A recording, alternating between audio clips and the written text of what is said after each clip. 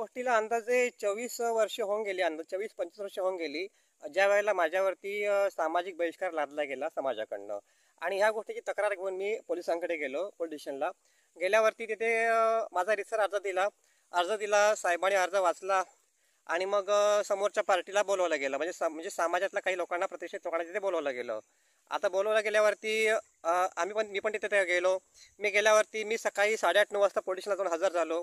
8:30-9 पासून 12:30पर्यंत मी वाट बघितली, पण तरीसुद्धा समोरची माणसं काय आलीच नाही. समोरची माणसं आली नाही म्हटलं की पोलिसांनी मला सांगितलं की तू तुझ्या घरी निघून जा, हे लोक आले की आम्ही त्यांची चौकशी करतो. आणि मी निघून घरी आलो. निघून घरी आल्यावरती म्हणत माझ्या पश्चात हे लोक तिथे गेले, पोलीस स्टेशनला गेले. आणि त्यांनी पोलिसांना असं जाऊन सांगितलं की हा आमच्या मुलींना घेऊन घरात बसतो एकटा, आणि त्याच्यामुळे आम्ही ह्याला विरोध केला, म्हणून ह्याने आमची खोटी तक्रार केली. आता तुम्हाला खोटं सांगत नाही, पण आमच्या गावामध्ये आमचा सगळ्यांचा पूर्वज एकच आहे. त्याच्यामुळे आम्ही सगळेजण एकामेकाचं आमचं नातं आहे, म्हणजे भावा बहिणीचं, चुलत्याचं, आतेभावाचं, म्हणजे टोटली सगळे आम्ही एकमेकाशी कोणतरी नातेवाईक लागतो. त्याच्यामुळे एवढा गंभीर आरोप त्यांनी माझ्यावरती केला. आणि मग सेकंड टाइम जेव्हा पोलिसांना मी विचारायला गेलो माझ्या अर्जाचं काय झालं, तर पोलिसांनी उलटी माझी हजामत केली. कारण का, तर ह्या लोकांनी माझ्याविरुद्ध अशी खोटी साक्ष देऊन तिथे पोलिसांनी दिली होती. आता हे सांगायचं कारण एवढंच की हल्ली बघितलं तुम्ही, हल्ली भरपूर ठिकाणी असं होतं की पुरुषालाच प्रत्येक वेळेला वाईट ठरवलं जातं, प्रत्येक वेळेला खोटं ठरवलं जातं. कारण मग तो किती पण खरा का असे ना.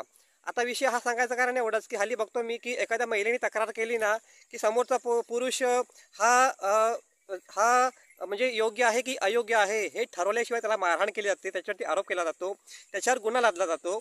आणि बिचारा निर्दोष असून सुद्धा त्याला सगळं ते भोगावं लागतं. त्यावेळेला मी ते भोगलं, परंतु मी खंबीर होतो म्हणून सगळ्या गोष्टी निस्तरून नेल्या त्या गोष्टी. परंतु अशी प्रत्येक लोक कशी खंबीर नसतात. त्याच्यामुळे तुम्हाला पण एकच सांगायचं की प्रत्येक वेळेला पुरुषच वाईट असतो, हे तुमचं जे मत आहे ना, हे आधी पहिल्यांदा ते खोटं ठरवून टाका. हे तुम्ही गृहीत धरून टाका की प्रत्येक वेळेला पुरुषच खोटा असतो. आणि त्याच्यामुळे या देशामध्ये कायदा सुव्यवस्था आहे, तिचा वापर करा, सखोल काहीतरी अभ्यास करा समोरच्या गोष्टीचा, त्याचा माहिती काढा, नंतर तुम्हाला काय शिक्षा द्यायची ती द्या. बरोबर आहे ना? जय हिंद, जय महाराष्ट्र.